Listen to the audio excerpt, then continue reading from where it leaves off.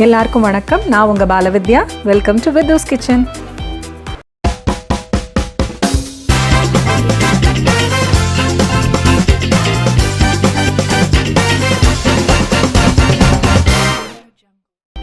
Chocolate cupcakes நம்ம வீட்டு சுட்டீஸோட எவர் கிரீன் ஃபேவரட் டெசர்ட். ஆமாம் தானே? அதை ஃபாஸ்ட்டாக ஈஸியாக உங்கள் வீட்டு குட்டீஸ் கூட உங்கள் ஹெல்ப்பே இல்லாமல் எப்படி சிம்பிளாக செஞ்சிடலான்னு இந்த வீடியோவில் பார்த்துடலாமா? அதுக்கு முதல்ல ஒரு அகலமான மிக்சிங் பவுல் எடுத்துக்கோங்க. ட்ரை இன்க்ரீடியன்ஸ் எல்லாம் முதல்ல மிக்ஸ் பண்ணிடலாம். 1.5 கப் மைதா, 1/2 கப் கொக்கோ பவுடர், சீனி 1 கப், பொடி பண்ண வேண்டாம், அப்படியே சேர்த்துக்கலாம். உப்பு 1/2 டீஸ்பூன் சேர்த்துக்கிறேன். Baking soda 1 teaspoon. எல்லாத்தையும் ஒன்றா நல்லா கலந்து வர்ற மாதிரி ஒரு விஸ்க் வச்சு நல்லா மிக்ஸ் பண்ணிக்கோங்க. பேட்டர் ரெடி ஆகிட்டுருக்க டைமில் ஓவனை 180 டிகிரிக்கு 10 மினிட்ஸ் ப்ரீ ஹீட் பண்ணிவிடுங்க. இப்போது இதை தனியாக எடுத்து வச்சிடலாம். இன்னொரு பவுல் எடுத்து வெட் இன்க்ரீடியன்ஸ் இருக்கு இல்லையா, அதெல்லாம் ஒன்றா சேர்த்துடலாம். பால் மொத்தம் 1 கப்பு, அதில் 1/2 கப் மட்டும் இப்போ சேர்த்துக்கிறேன். காய்ச்சி ஆற வச்ச பால் கூடவே 1 tablespoon vinegar, 1 teaspoon vanilla essence, 1/4 cup தண்ணி, 1/3 கப் ஆயில், 1/4 கப்பை விட கொஞ்சம் கூட, 1 முட்டை. இது எல்லாத்தையும் சேர்த்து நல்லா ஒன்று சேர்ந்து வர்ற மாதிரி மிக்ஸ் பண்ணிக்கோங்க. விஸ்க் வச்சு மிக்ஸ் பண்ணுங்கள். நல்லா ஃபாஸ்ட்டாகவே பீட் பண்ணலாம். எல்லாம் நல்லா ஒன்றா சேர்ந்து வரணும். இப்போ இந்த வெட் இன்க்ரீடியன்ஸை எடுத்து நம்ம ஏற்கனவே கலந்து வச்சுருக்க அந்த மாவு இருக்கு இல்லையா, ட்ரை இன்க்ரீடியன்ஸோடு சேர்த்து ஒன்றா ஊற்றி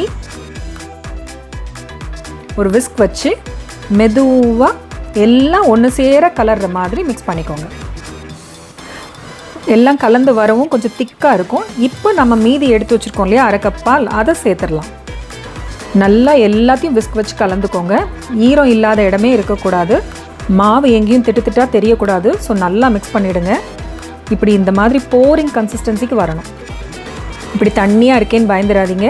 கேக் கண்டிப்பாக சாஃப்டாக வரும். கொஞ்சம் எக்ஸ்ட்ரா சாக்லேட்டி ஃப்ளேவருக்கு ஒரு 1/4 கப் சாக்கோ சிப்ஸ் எடுத்துக்கலாம்.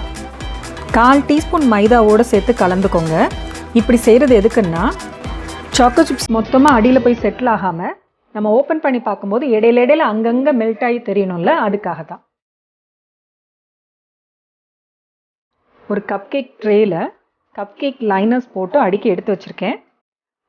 ஒவ்வொரு கப்லேயும் 3/4 பாகம் நிறையிற அளவுக்கு நம்ம பேட்டர் ஊற்றினா போதும்.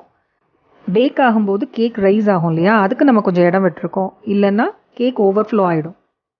பேக் பண்ணி வரும்போது பார்க்க அழகாக இருக்காது. ஃபைனலாக மேலே கொஞ்சம் சாக்கோ சிப்ஸை ஸ்ப்ரிங்கிள் பண்ணிக்கலாம். இது கொஞ்சம் டெக்கரேஷனுக்கு தான்.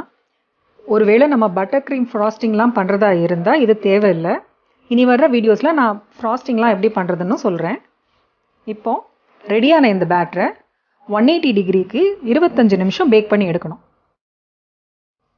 25 நிமிஷம் கழித்து ட்ரே வெளியே எடுத்து பார்ப்போம்.